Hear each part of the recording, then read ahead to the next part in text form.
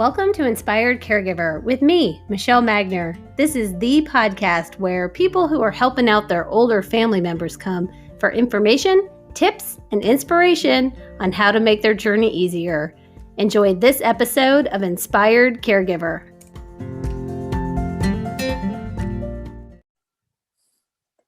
Well, good morning. Thank you for joining me on Conversations with Caregivers. It's my pleasure. I'm so happy to be here. Would you like to go ahead and introduce yourself? Happy to. I'm Whitney Bishop. I am an author and coach and consultant here based in Louisville, Kentucky. I am the author of a book called Morning Meditation Nuggets, which is now expanding into a series. The next one, of course, being focused on caregiving and caregivers. So, yeah. So what was because you were also a caregiver for quite some time, and That's correct. You wrote that first book while you were caregiving for someone. That's right. It published just at the time that we were bringing him home for his last little bit. So yeah. So tell me more about that. Who was it that you took care of? So it was my father, and as many father-daughter relationships are, ours was complicated, and we didn't really have much of a relationship as adults. And in probably September of last year, we as a family started to notice some changes in him, and we needed to be more engaged, right, in what was happening with his life. And so we began to do that. And so from September until maybe February of 2020, he was in and out of hospitals, and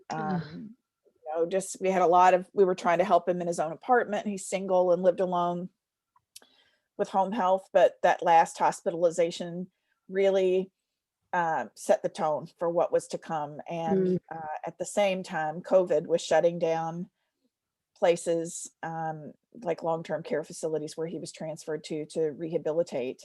Right. And a lack of access to him really did not allow us to advocate for him in the way that he probably needed to be advocated for. So about July, June, really, I'd had enough.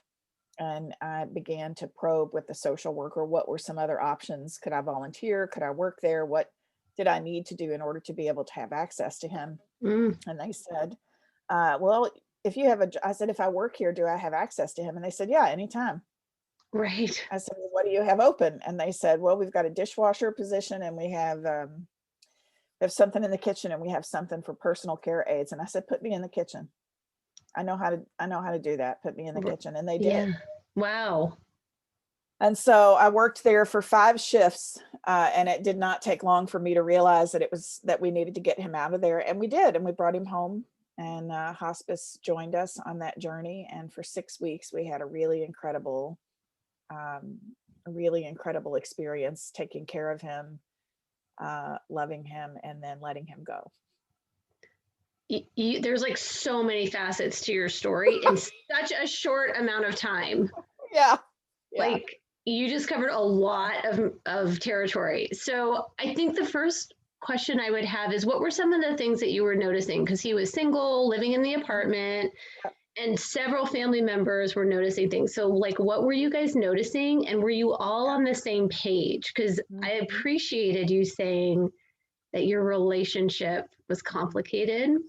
Yeah, it was pretty distant, really, with all of us. I mean, we cared about each other, but we weren't involved in each other's lives on a day-to-day basis. We saw each other at holidays and special functions. We didn't really, we weren't really integrated into each other's lives very much. But my dad did go visit my mom and his son frequently.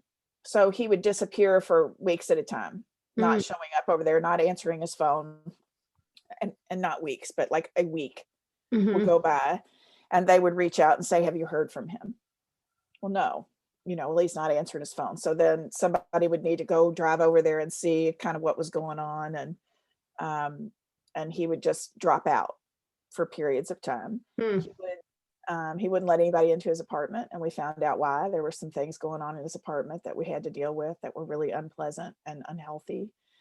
Um, we were on the same page. It's funny. It's like an accelerated, when you have something like that to focus on, it accelerates some healing, or it pushes some stuff to the side and allows you to get focused on the thing that needs to be dealt with, which is what's going on with Dad.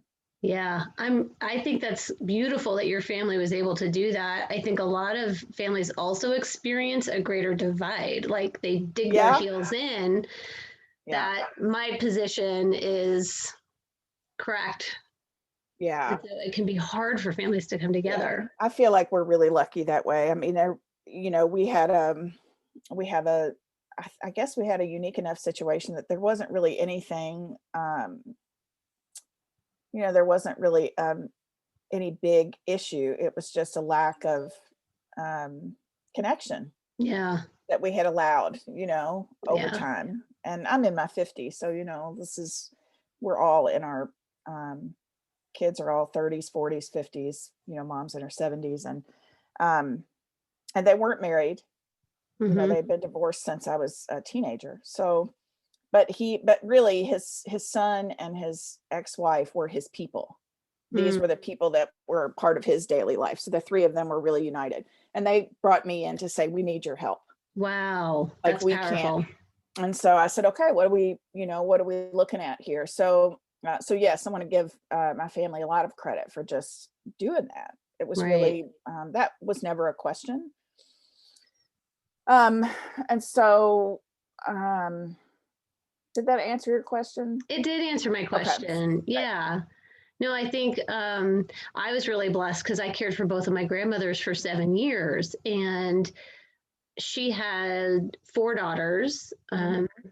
Two of them have since passed away. Two of my aunts have passed away, but I had all family support. Like Yeah. my caregiving experience was so much love and Yeah. gratitude. Mhm. And then my mom would fly in, as backup, and we talked almost, I mean, we still speak almost Yeah. daily. Um, so That's awesome. it really helps if the family It can does. collaborate. It does. And when it became clear that some major decisions needed to be made, and when it became clear that he was not necessarily going to be a helpful part of the process, in terms of making Yeah, decisions that needed to be made relative to his apartment, to his belongings, and to his care, right. um, we, my mom and brother and I were able to work together to create uh, the most productive path forward that we could.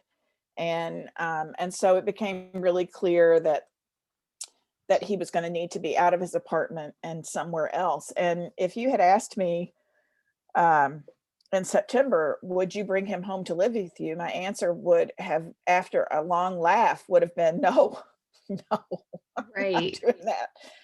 But when we were clear that his care was unacceptable, um, when we were clear that his fate was kind of getting sealed in that sort of sea of neglect and a lack of contact with his people, um, it was not hard at all to make the decision to bring him home. And Right. with um, with how hospice works here, it was a seamless transition. It was quick.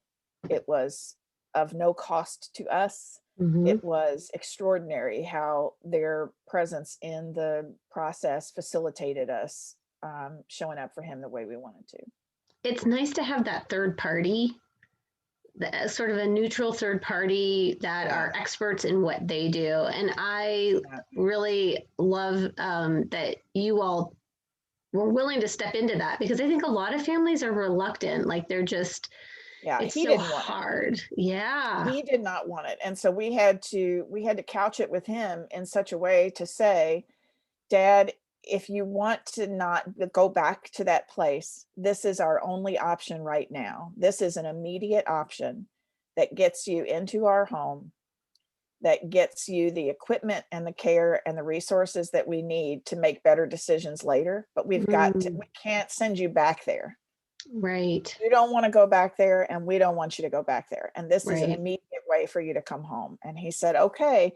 But you know what I've heard often, his biggest resistance was having to be his toileting needs being taken care of, right? Like, because he was bedbound. Mm, So he knew that that meant that I was going to have to do some things that he wasn't interested in me doing, and that I wasn't necessarily interested in doing. But he was really worried about that. Like, I think that was something that had been on his mind and heart a lot longer than any of us could imagine. right. I think it was one of the things that made him think it was okay for him to stay where he was, because at least we wouldn't be dealing with that. Right. And Yeah. we quickly got through that. You know, it was an unpleasant first night, and then we just we just, you know, and then we figured some things out. Those nurses know some tricks, man. When they teach you how to change a bed with a grown man in it, and they teach Hmm. you how to roll people over, it's like, why didn't I know this when I had kids? Like, this would have been helpful when I had children, This is right? like life This is skills. amazing. This is a Yeah. life skill. Somebody needs to, you don't need to learn how to fold a fitted sheet. No, but you need to know how to change a sheet with a grown person in it. That's Right. amazing. With yeah, Yeah. that's hilarious. Well, and I Uh, think to your point, you do enter some really sensitive personal territory when yeah. when you start to care for someone and that hands on. Yeah. And it's a Yeah. dignity issue and a privacy issue. But it sounds like both of you were kind of able to wrap your heads around it and push It through was a it. process, right? Like anything. Yes. Again, that this acceleration that I spoke of earlier, in terms of our ability to come together without a whole lot of, like, healing or Hmm. discussion or conversation, it just sort of made the thing at hand most relevant. I think that's what happened for Dad and I around these things. Yeah. It was just like, well, we really have fewer options. This is what needs to happen. And so we will find our way to do this. And sometimes we're easier than others. Right. If I No, for took too long or sure. talked too much, or, like, we found our way and learned to talk to each other a little bit about it, and found some humor in it, and made the best of it. Yeah. And I think the fact that the family was willing, like you were educated on hospice Yes. and how they could be of value to you. Because Yeah. I think a lot of families feel like, well, that's just literally for the last 12 hours of life. And I think they Yeah. don't understand what value they could get out of it. Can you? And for how long? Like, she said Right. we can have people for a year or two. It's really a philosophy. Yes. Comfort. It doesn't mean that you don't get a nurse when you have a situation. It doesn't mean that you don't get visited by a doctor, or that you're not cared for and that you're not treated. It Right. means that you are made sure everything you need to be comfortable and safe is there for you. Mm, And it's not about rushing to the hospital every time something goes wrong, but it's about figuring out how to navigate your body's um, death process, right. And people and can graduate. that's right. That's right. That's what he had a lot of issues with vocabulary, and Hmm. so we had to do some work around that, and basically I think he was upset towards the end when a nurse told him kind of the maybe a timeline of how she felt like things were going, and he was really upset by it.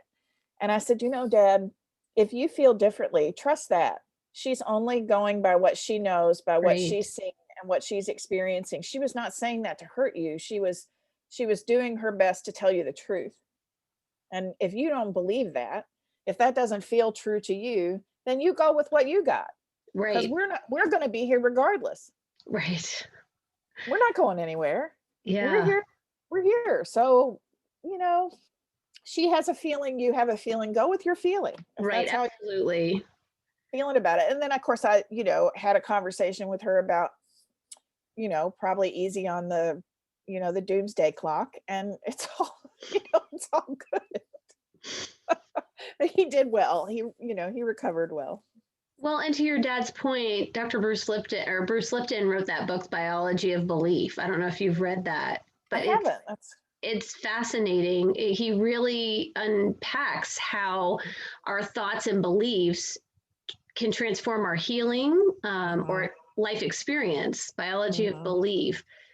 It is really fascinating what our brains can do when we make a decision about that. And I'm a coach and you're a coach, so we both yeah, know that. yeah, yeah. I did a lot of mindset work on that man in that bed. So Yes. and on the woman in that chair, you know, like we were both doing our work. For sure. Right. Wow, what a Yeah. blessing. I Yeah. think it's Yeah. really, I'm kind of skipping back, but really innovative to come up with the idea to work at the building he lived in for that I'm short telling you time. what, I just don't take no for an answer. I mean, like that's my, you know, that's kind of my gift with clients is when they keep bumping into that wall of I'm always the what if it's possible person or what would it look like Yes. if it worked person. And I just can't get to a place where the answer is no, you don't have access to your father. That just wasn't acceptable to me. So it didn't Right. occur to me to not do whatever it was that I took. Now, I did, after I got the job, I did have that moment of what in the hell have you done? What have you done, child? What have you really done? Do you know what this means? You have to actually go to work there. Right. Oh, Like, no. yeah, you don't just get the badge.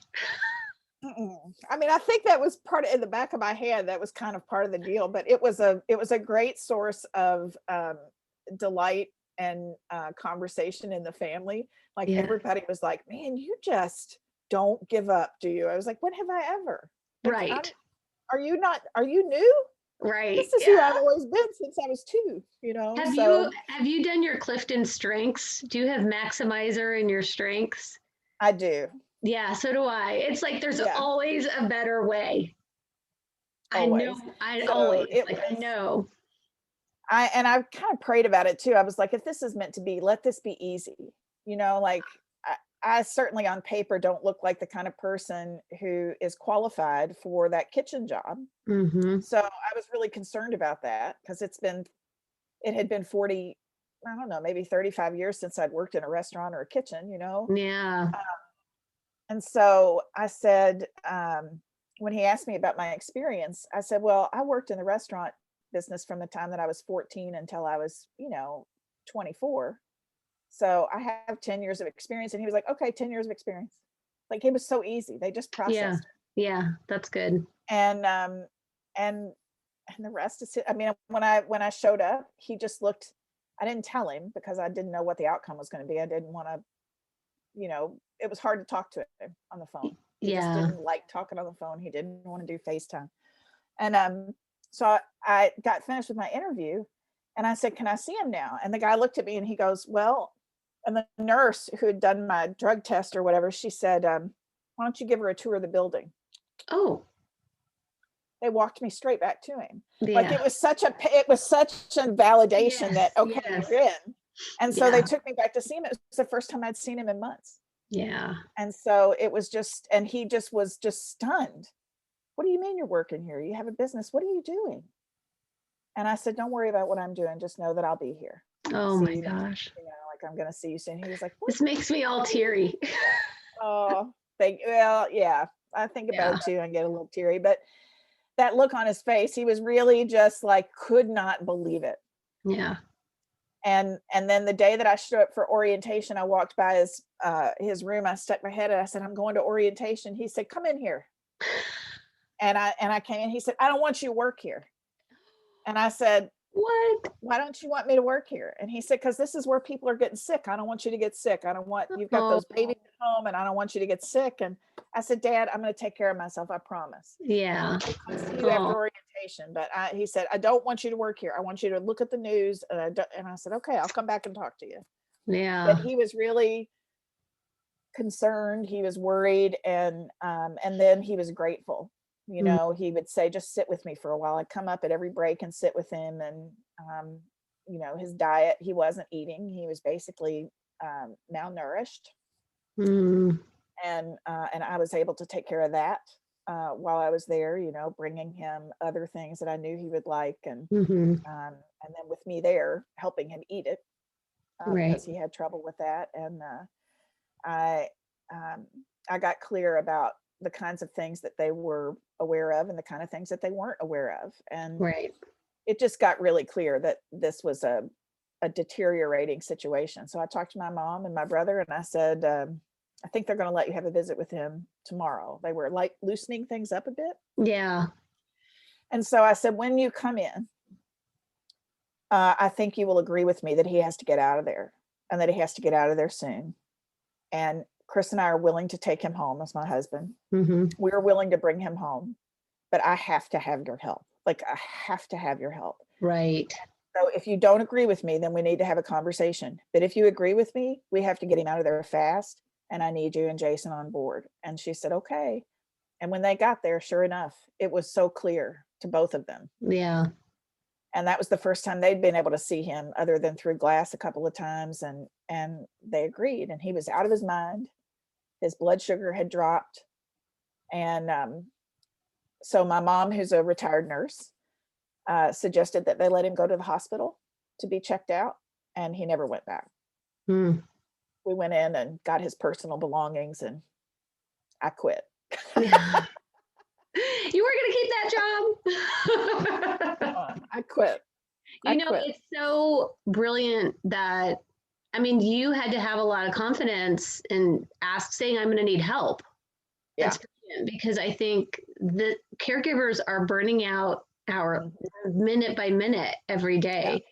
Yeah. And they'll have family members who say, oh yeah, we'll help, but then they don't.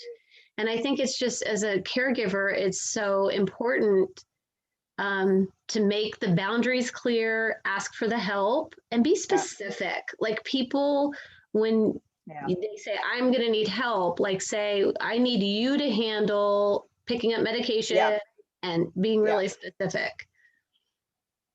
Yeah, we did that. We really did. Again, my mom being a former nurse, that gave all of us a level of comfort in knowing that we weren't gonna hurt him. Right. Yes. Yes. And then hospice being in several times a week to check on things, and hospice being available 24/7 if I had any questions about anything. I'll remember the first night that they brought him home, and the hospice nurse came over, but it was really not about getting him set up as much as getting the intake stuff done. And then the nurse was coming the next day. And when she left, I remember Chris and I just looking at each other and looking at Dad in the bed, like, what have we done? Like, what are we going to do now? Again, what have we done? What are we going to do? Like, what? And then he said, I think I need to be changed. And Chris and I were like, what does that mean? And I am immediately thinking of my grandchildren and changing kids. And I'm looking at his like body, and I'm thinking, and I'm like, that's not going to work. How do they do this? So then we looked up a YouTube video, on how to change a goodness. Yeah. We look up this YouTube video, and it's this tiny, small 80-pound woman who's not soiled that they're doing the demonstration on. So it looks real easy. And I'm like looking at this 200 something pound man. Now he's probably much less than that at the time. He was really skinny, maybe 170, 6'2", Yeah. And thinking, did you see any of that in this? Like, what we made a mess of it, and we did it. And then the nurse came the next day and showed us. But, even my mom, like, her strength and the leverage that you can get from a sheet and the things that you can do to make that easier, that for us, I think was a big, for all of us was a big, we can ask for help. We cannot know how to do things. We don't have to be embarrassed. Right. We can just stay curious, and we'll figure this out. But Mom's role was to come, every day to give me a couple of hours to just do something else. Wow. To either work or to do something. And just her simple presence here was just so comforting. Or she would write on the top of the med bottles, or whatever she was doing. Yeah. And then my brother's role would be to come in the evening and sit with him and just shoot the breeze, or watch TV or hang out, so that my husband and I could have dinner and just sit and relax. And we got into a good rhythm of it, and everybody did their part. And and I will tell you too that my friends, a lot of my friends and people who had been through this were like, what can we do for you? How can we help? And of course, I didn't know how to ask for help from them. Right. Right. Because that's really hard. It was fine when I had a job for somebody to do in the house, but with COVID, we weren't inviting a lot of people in the house. It was only family. It was people who we Right. hadn't seen in, since maybe Christmas, some of them. We wanted to make sure that happened.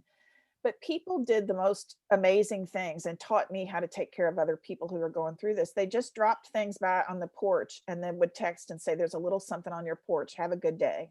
Oh. Or, and they would be spaghetti jars with, little quotes on them and wildflowers from their garden and energizing tea and chocolate and a couple of home-baked loaves of a family recipe bread with some butter and meals. Oh my gosh, the meals that people would bring and Right.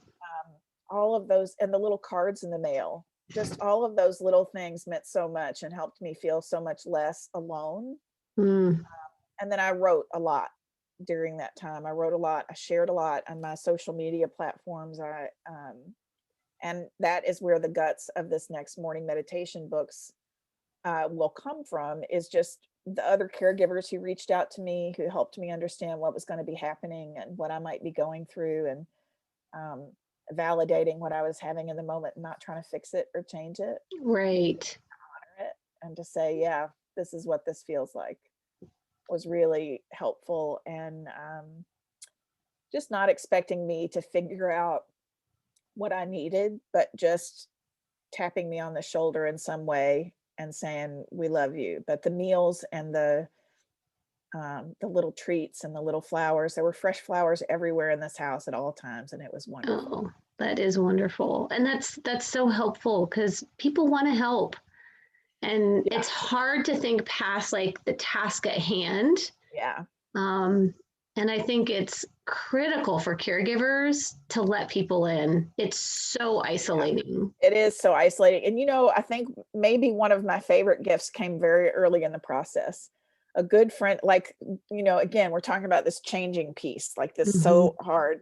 I had gotten baby wipes at the store. And let me just tell you something.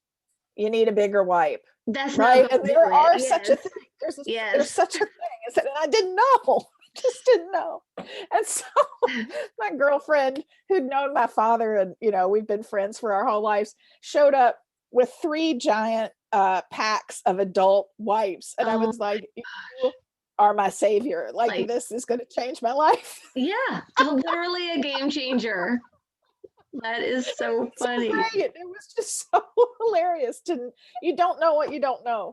Right. Like you just don't. And she was just right on it. Like it was like a group text. And I was like, baby wipes don't do the job. And she was on it like the next day on my porch. And that was really that is hilarious. And again, like when you're in it, you don't have the foresight to like think there's another way. No. Yeah. No, you don't. So it, and I think that was probably my greatest gift, was being cared for. So from a distance and with such love and with such presence. And now I know how to do that for other people when they're going through grief. And I just didn't know. I think most of us don't until we know someone really well who is dealing with it. Right. And we have some kind of insight as to the things that comfort them, or the things that delight them, or the things that touch their heart. And, using that, you don't have to know how, you can't fix it, but you can delight them. You can surprise them. You can not disappear. Yes. You can stay in relationship and not worry that it's a problem or any of those things. But well, honestly, a lot of really great people around me. I think your book would be one of those things that could delight people. So tell me more about the one that's already published and the one that's coming up, because I think that's a great example of something that's just little that someone wouldn't think of, but could add so much. So, Morning Meditation Nuggets is the name of the sort of the franchise, if you will. But basically, I have a morning practice, And every morning I get up and I get my coffee and I come into my Zen den here and I sit and I get quiet and still. I meditate, I listen to music, I write, I read inspirational things. Sometimes it's just a devotional. I read Being Mortal, Oh, which is a so good. great book while Dad was here. So there were some things that I was reading that were focused on grief and family dynamics, but a lot of it was just inspiration. And then from that would come this nugget of like wisdom or this nugget of insight or this nugget of something that I would then sort of pontificate on a little bit. And that's what these are filled with. This first book is just 15 of those little things. So someone could pick it up at any given time and read something on presence or on freedom or on courage or on acceptance. And those were the inspirational devotional messages that meant the most to me at that time. Right. And this was in the sort of in the beginning of the pandemic. And when I realized that those moments, I wasn't able to have my morning practice in the same way that I always did because our schedule was so defined by his needs and his schedule. Right. But what I found was that there would be any time during the day I could create that space, I would do it, so, and I needed it a few more times than just one. So oftentimes there were 2 or 3 times a day where I needed to sit down and refill my tank. And that's what I hope the caregiver book will be focused on, is more of those moments where they can just sit down and put their headphones on and listen to something that lifts their spirit and soul and read something that gives them courage and perspective and or validates what they're going through. Right. And then they can take a deep breath and suit back up and show back up and do the work that they're being called to do, to love someone through their illness or their walk them home, And I meant to show a picture of my dad. Like I said, my dad was kind of a grumpy old cuss, kind of a grumpy old man. And it was rare that I would get to take a picture of him, but here's a picture of him. He and I at Keeneland racetrack. He loved horses and horse racing. But while I was taking care of him, we were arguing frequently. Our dynamic was finding itself, right? And this is a picture of him when he was like 19. Oh my gosh. And I put this up on my wall in my Zen den because I needed to remember that this is the man who is laying in that bed. Yes. Right? That this is the boy. And then there was another picture of him that everybody in my family just fell in love with because it was such the essence of him. Oh. Like the essence of this man coming into his own and stepping into his life. And we were blessed to care for him as he was stepping out of it. And I just didn't want to forget who this guy was. Oh, Whitney, that's beautiful. And so I still have it. I just took it off there. I'm going to put it back up, but it just made me, and it made everybody else in the family so happy to remember him in that way. He looked very different in bed. Yeah. And so thin, so emaciated. And it was really comforting for us to have these pictures and these moments that we could remember that this is the man who's laying in that bed. That is such a great idea. That is such a great idea. Can I offer that to other people? Please do. And I'll tell you, I worked in the facility too, because day 2, my second shift in there, I took some pictures in there of he and I. And I said, this is who I'm showing up in there for. This is not who you see in there, but this is who I see in there. And then I had pictures of him from when we were little, when he adopted me and when we, got to be together. And I said, this is why I'm here. I'm not here to do the dishes. Right. I'm not here to do anything other than make sure that he gets what he needs. And I need you to know who he is. Yeah. And he's not going to wake up when you come in there and bring his breakfast to him and he can't feed himself. So I need somebody to help him eat. So who's going to help this guy eat? And it really made a big difference, I think, in how he was how he was seen and perceived. Instead of being a non-compliant, difficult person, he was seen more as a man who had a family who was deeply concerned about what was happening with him, whose needs weren't being met. And I think that it personalized it for them in a way that they could understand. They weren't doing anything wrong per se, okay? But they were not there for him. I was there for him. Right. And it was very clear from the moment that I stepped foot in that building that that's who I was there for. So, I don't know if I made an ideal employee. Don't get it twisted. Yeah. No mysteries. Well, I am excited about your book and helping spread the word about it. And I think that just this conversation demystifies meditation a little bit, because I think sometimes people get, I don't want to say confused, but or just have been misled that it's some boogie woogie spiritual practice, you know? Yeah. Yeah. And if I could offer, you know, one of the things that I talk with my clients about is just creating that, you know, thinking of your five senses, right? Something that you can smell that calms you down, something that you can see that reminds you or gives you perspective, something that you can touch. I'm a knitter. So, you know, the blankets that we used in his room were soft and, you know, just things for him too, to think, you know, comforting things. What is it that you could feel that feels good? What can you, what do you need to listen to? There are some people who don't respond to music, but I don't understand them. But if you just put your headphones on and listen to a song that just moves through you, like how amazing that is. Right. And then, you know, what is something that you could drink or eat that tastes good, that is comforting? Like that's meditation. That's, it's getting still and being fully present and being in the moment, and then taking a breath and staying in the next moment and the next moment, and then saying, okay, now I'm going into that moment. I'm going back into care. I'm going back in to do that. But it's really a practice in learning how to be fully present. And as you pointed out, it's multiple times throughout the day. It's not like sit down for a dedicated hour. It can be like multiple times throughout the day. It can be going to the bathroom. That's my favorite place to tell it's people like quiet. Nobody's. Just sit and just like breathe and come to the moment. That's the gift. We need that. Well, thank you so much. I think this was a great conversation with a caregiver for caregivers. So I really appreciate you and your time and you sharing your journey with me. It's very personal. So I do appreciate that. It is personal. And for the people who are doing it, I think until you do it, you just can't understand what it's like to do it. And the small ways in which people left messages and shared just meant so much to us.